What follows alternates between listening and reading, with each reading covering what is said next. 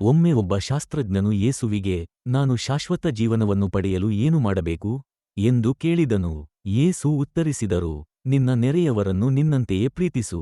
ಆದರೆ ನನ್ನ ನೆರೆಯವನು ಯಾರು ಎಂದು ಶಾಸ್ತ್ರಜ್ಞನು ಮತ್ತೆ ಕೇಳಿದನು. ಯೇಸು ಒಂದು ಕಥೆ ಹೇಳಿದರು. ಒಬ್ಬ ಮನುಷ್ಯನು ಯೆರೂಸಲೇಮಿನಿಂದ ಯೆರಿಕೋಗೆ ಹೋಗುತ್ತಿದ್ದಾಗ ಕಳ್ಳರ ದಾಳಿಗೆ ಸಿಲುಕಿದನು.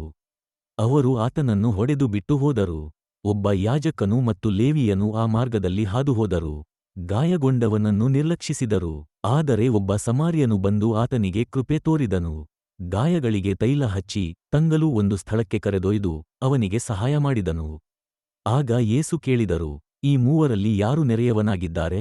ಶಾಸ್ತ್ರಜ್ಞನು ಉತ್ತರಿಸಿದನು, ಕೃಪೆ ತೋರಿದವನು. ಯೇಸು ಹೇಳಿದರು, ನೀನು ಕೂಡ ಹೀಗೆಯೇ ಮಾಡು ಎಂದು ಹೇಳಿದರು. ನಾವು ಸಹ ನಮ್ಮ ಜೀವನದಲ್ಲಿ ಒಬ್ಬರಿಗೊಬ್ಬರು ಸಹಾಯ ಮಾಡೋಣ, ಕರುಣೆ ತೋರೋಣ, ಪ್ರೀತಿಯ ಮೂಲಕ ದೇವರ ಪ್ರಭಾವ ತೋರಿಸೋಣ. ಆಮೇನ್.